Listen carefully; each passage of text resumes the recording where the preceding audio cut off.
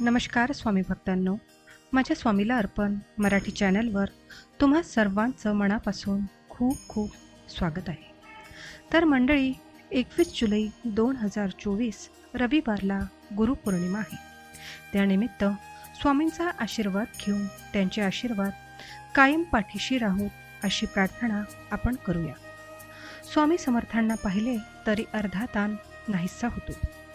भिवू नकोस, मी तुझ्या पाठीशी आहे, हे त्यांचे शब्द वाचून दिलासा मिळतो आणि त्यांनी दिलेल्या प्रासादिक मंत्राच्या उच्चाराने आयुष्याच्या प्रत्येक टप्प्यावर जगण्याची उम्मीद वाढते. म्हणून सुख दुःख कोणत्याही स्थितीत हा मंत्र सोडू नका, कारण हा गुरुमंत्र आहे.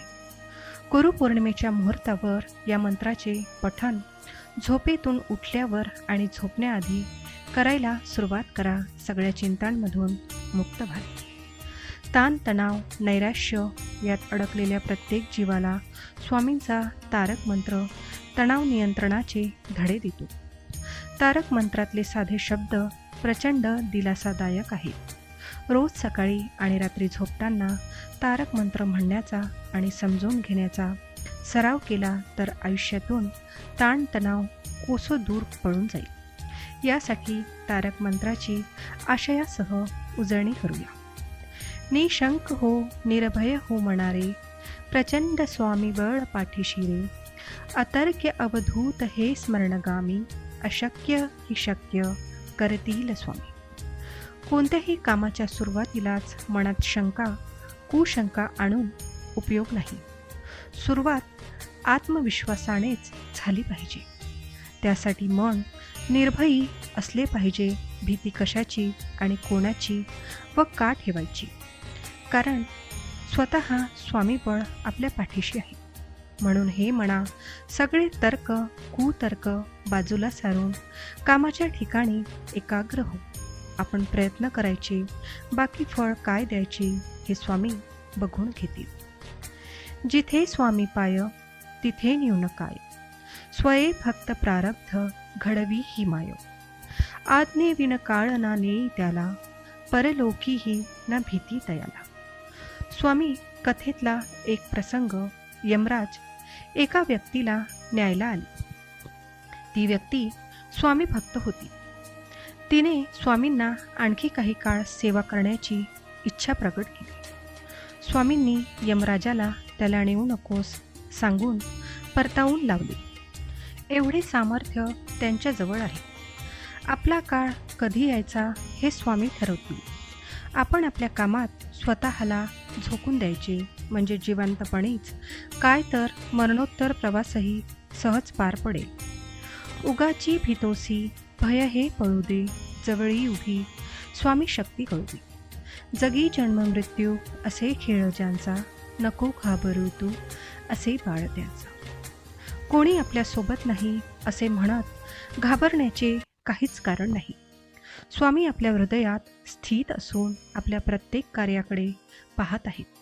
ते सोबत असताना आपण एकटे कधीच पडणार नाही. म्हणून स्वामींना साक्ष ठेवून प्रत्येक काम मनापासून करत आयुष्याचा आनंद घ्यायचा.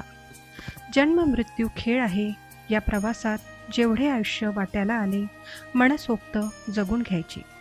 आई बाळाला सांभाळते तशी आपली काळजी घ्यायला स्वामी समर्थ आहेत. खरा होई जागा श्रद्धेसहित, कसा होशी त्याविन तू स्वामी भक्त. कितीदा दिला बोल त्यांनीच हात, नको डगमगू स्वामी देतील साथ. माझी नुसती श्रद्धा आहे असे म्हणून चालणार नाही, तर स्वामींवर विश्वास टाकता आला पाहिजे. आयुष्यात कितीही चढ उताराचे प्रसंग आले तरी स्वामीवरील श्रद्धा डळमळीत होता कामा नये. ते प्रत्येक प्रसंगातून आपल्याला सावरणार आहेत हा विश्वास त्यांच्याप्रती ठेवायला हवा. ते आजवर जसे मदतीला धावून आले तसे पुढेही येतील, पण त्यासाठी आपल्याला त्यांच्या कृपेस पात्र होता आले पाहिजे. विभूती नमन नाम ध्यानाती तीर्थ, स्वामीच ह्या पंचप्राणामृतात. हे तीर्थ घे आठवीरे प्रचिती, न सोडी कदा स्वामीच्या घेई हाती. स्वामींची भक्ती करायची आहे ना, मग प्रामाणिकपणे आपले विहित कर्म पूर्ण करा. कारण काम हाच ईश्वर आहे. काम सोडून जबाबदारी झटकून स्वामी भक्ती करणे स्वामींनाही आवडणार नाही. ते सर्वत्र व्यापून आहेत. तर हर तऱ्हेने केलेली सेवा स्वामीचरणी रुजू होते.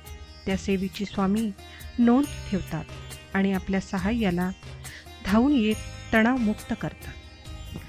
तर मित्रांनो, हा व्हिडिओ तुम्हाला कसा वाटला मला कमेंट करून नक्की सांगा. व्हिडिओ आवडला असेल तर व्हिडिओला लाईक करा. जास्तीत जास्त लोकांना हा व्हिडिओ शेअर करा, म्हणजे त्यांनासुद्धा ही माहिती मिळेल.